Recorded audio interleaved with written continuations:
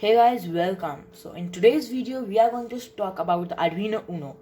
Now, you have most probably seen any of these boards. This is an Arduino Nano and this is an Arduino Uno. Today we will be talking about Arduino Uno. It is a microcontroller which can be used in a various number of projects and is very helpful. This can be programmed by a micro B cable which looks somewhat like this. It is the same cable used in your printers, and this cable is usually blue in color. Currently I have it in white, that doesn't actually matter. And you see the type B port here. This is an DC jack. You can power it using your adapter. Up to 7 to 12 volts can be given to it. And yes, it does have an onboard voltage regulator. Here it is. So you can pull out either 5 volts or 3.3 volts. There are 3 ground pins, 2 here, 1 there. There is a VIN pin from which you can power using high power batteries that are above 5 volts. 7 to 12 volts work on this. You have 6 analog pins, A0, 1, 2, 3, 4. And these analog sensors, most sensors are analog. Analog digital is 1 and 0, that's it. While analog can be 1, 1.1, 2, 3 and so on. Like it can have values from 0 to 1024. And these are the digital pins. So first 2 pins, 13 digital pins in all. The first 2 pins are TX and RX pin. That means transmission and receiving. You in most projects will not use these pins, and these pins are connected to the USB port here. Now there are 2, 3, 4, 5, 6, 7, 8, 9, 10, 11, 12, 13 pins, and there's a ground pin then. So now what happens is you see a PWM, a wavy curved line in some of these pins, 3, 5, 6, 9, 10, 11. That means PWM, pulse width modulation. So it creates a wave like this, and the moment it turns on and off in a second, that basically determines how much voltage is out. So it can be used to fade an LED for an example, or control a servo motor, and many other purposes also. There is a reset pin here. If you connect it to ground, your board gets reset and it restarts reading the code. Reset does not mean that your code will be blown up. No. And it has onboard memory, so it will keep your code here. This chip, yeah. So it will keep your code on it even if the power is lost. We have a reset button, so this will connect the reset pin to the ground pin whenever you press this button, and your code starts from the beginning. Now these are the advanced level stuff pins. You can use them for programming and many other things. I'll talk about them in a later video. First, let's talk about the most important factor of an Arduino board. Yes, it's chip. And you see how easily it can be popped up. This is an open source board, so I can just pop up and replace anything I want. And if I don't want to replace things, then what I can also simply do is make my own Arduino. Yeah, it's very complex though. So this is an Atmega 328P chip, and this is the microcontroller. Be careful while pulling it out. Don't break any of its pins. Bending is still acceptable, but please don't break them. Once broken, then it's a waste. And it's very easy to pop in, just so you can replace if you burn an Arduino. Now Arduino also comes in an SMD factor that will have a chip here in the center. SMD, that is definitely cheaper as it cannot be replaced if burned. But most commonly people use this as there is no major cost difference, and you can replace the chip, which is a lot cheaper than buying the Arduino. Arduinos cost from around 300 to 500, but the real Arduino, that is the original Arduino, this is not an original one, sorry. The original Arduino costs about 1500. They are the same, you can buy any, actually it doesn't matter. Okay, enough of that. Now let's see the code. Now head on to your PC. If you have Windows 8.1 or 10, then you can go to Microsoft Store. Otherwise, open your Chrome browser and type arduino.cc. This will take you to Arduino's official website. Go on software And from here we will download Arduino IDE, which will help us in programming the Arduino board. So you can download it for Windows 8.1 and 10 here. Otherwise Windows 7 can be downloaded from here. This will redirect us to Microsoft Store. Now just download. Get. Yes, open in Microsoft Store.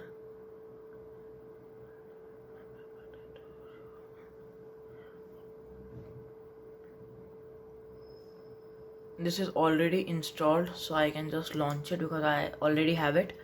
For you here there will be install button, just click on it. Now Arduino is opening. Okay.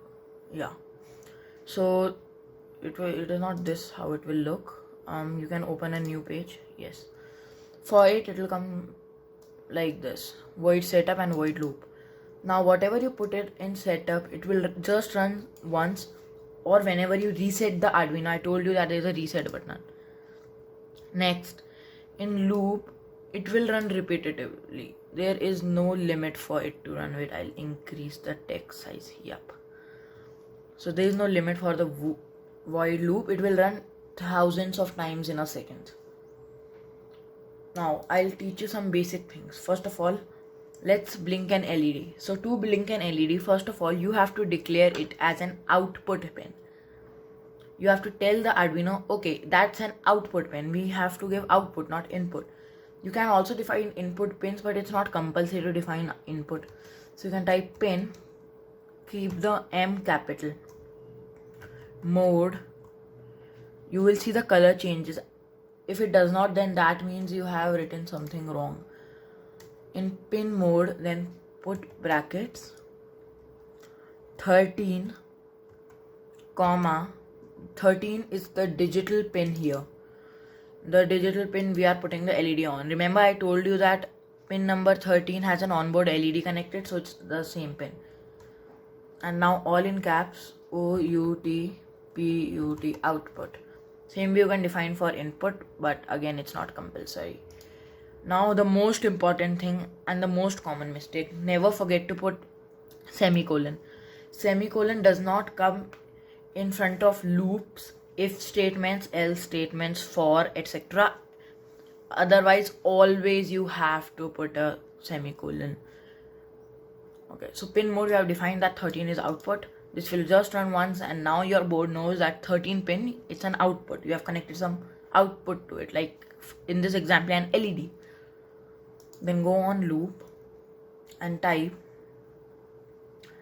digital. That's a digital pin. So digital.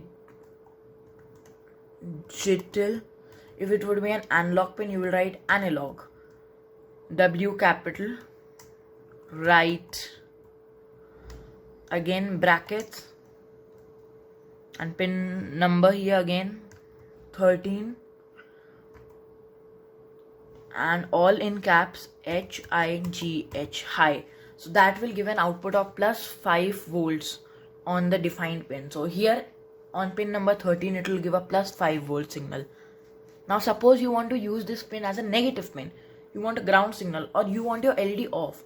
If you will supply ground on both the pins, it will be off. So for that you can write LOW, low. That means ground. Now you can there's one more thing you can do. If you do not, because in a long code you will not write high, low in caps and again. So you can simply write 1 and 0, 1 for high and 0 for low. Then again don't forget the semicolon. Now we'll write delay, because this runs thousands of times in a second. We won't be even able to see the blink by our eyes. So a delay. This basically stops the program there for a defined period of time. So let's define the time. This is in milliseconds. So if I type 1000 here, this means that it will wait for 1 second. If I type 500, this will wait for 0.5 second, 2000, 2 seconds, and so on. So I'll put here say 600. So I wanted to wait for 0.6 seconds. You can put whatever you want. Now it will depend on the speed of the blink. Again semicolon. Next, write digital, write 13, 0. This will be 0, that means I'm lowering it. You can also write low here, it will be one and the same thing. And then again a delay. Now why I'm giving it a delay? Because see, what will happen is, it will run, okay, it will break, your LED is on. Then it will run, then it will immediately switch on your LED. So because this runs multiple times, so delay, same number, 600, and then semicolon. That's it. Now your while loops, remember, start with this bracket and end with this bracket. And same goes for your setup loop or if conditions, which I will be teaching you in a later video. That will be Arduino, getting started with Arduino part 2. So that's it. This is the code. Now go on tools, boards. Now AVR boards, I don't think this AVR thing will come for you because you have not installed an ESP boards on them. And select Arduino Uno. Then again go on, and you see the port option is blurred right now. I can't select a port right now, it's blurred, and the reason for that is because I have connected nothing. So now let's connect our Arduino using the type B cable. Okay, so I have connected the cable with my Arduino. Now there is an option for tools and port. Now you can see that the port is no more blurred, and there is an option coming COM8. Now this COM will vary, and there is no it's not compulsory that Arduino Uno comes here if you are not using an original Arduino. So I'll do it on COM8 and click on the upload button. This will first ask me to save the sketch. I don't want to save it, so I'm just cancelling it. After that, it will compile the sketch. That means it will check the code whether you have made any mistakes or not. If not, then it will upload the code. It's just checking for mistakes. If any, it will tell you. Okay, so the code is uploaded, and you see the sketch uses 2% of the programming space. That means you can write real big codes on Arduino. I will show you. See, this is how it's blinking LED. Wait.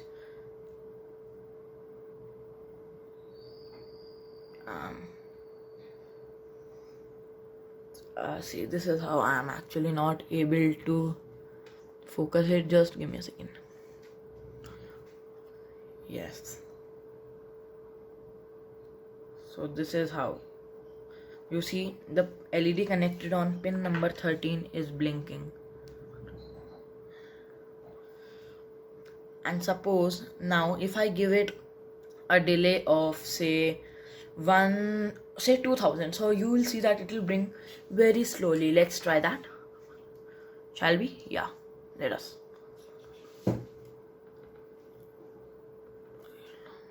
Wait a second, please.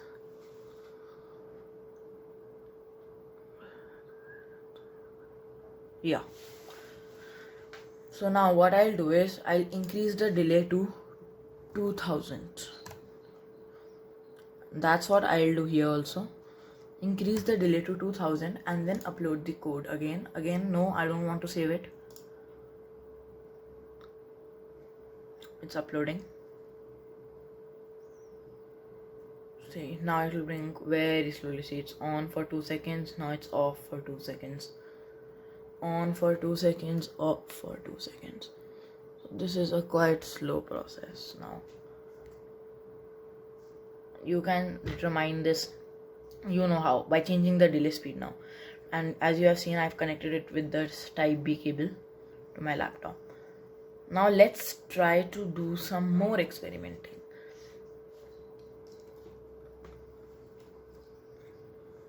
Just a second. Yes. Yeah. So now suppose you have made a real big 5-page code. Like, I can show you one code here. You can see this in my one of the videos. So see, this is such a long code. Now suppose I want to connect it to pin number 11, not 13, the LED. That will be a real pain to change, because you see the length of this code. There will be numerous places where I have to change. So instead what I did is I defined a few variables like int timer 0. So now timer is 0, or this is a better example. Int buzzer pin is equal to 2. So my buzzer pin is equal to 2. Now suppose I want to shift it to pin number 3. All I have to do is type 3 instead of 2. That's it. That'll work. I won't have to change it each and every way in the code. Now coming to our main code. So to define, first you have to declare it as output. Now first rule of all, you are never going to define variables in setup, because if you define them in setup, only the setup loop will be able to see them. So go above setup and type int led underscore pin. You can keep whatever name. You can keep name as AAA, BBB, whatever. But it's better to use proper name, and I prefer using an underscore in between them. It's near your plus symbol, press shift underscore, and that there's a reason to it. The reason is that if you put something as a name and that is a function in an Arduino, like if I put int delay, there are thousands of functions which you can't remember, but no function ever has an underscore, so your code won't give any error in that case. Now I'm defining it as 13, and instead of 13 I'm everywhere writing led underscore pin. Now I will have to change it at 3 places in such a small code. So earlier only we had to write variables, but I just explained to you. So now onwards it's a rule that we'll always be using variables in the smallest code, because it just makes things simpler. I'm uploading the code.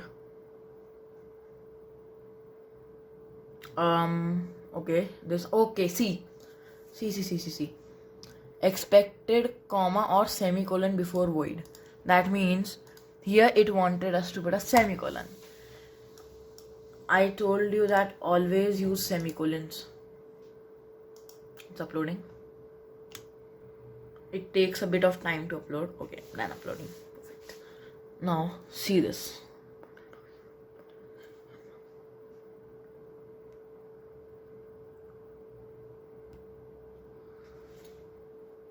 It's working right exactly the same way with the new code also. Reason you know that very well, because we have not touched anything in the code. So guys, that's it for this tutorial. Now hit the like button, subscribe, and drop a comment if you want to see part 2 of the Arduino, where I will tell you how to read a sensor and many other things. Bye.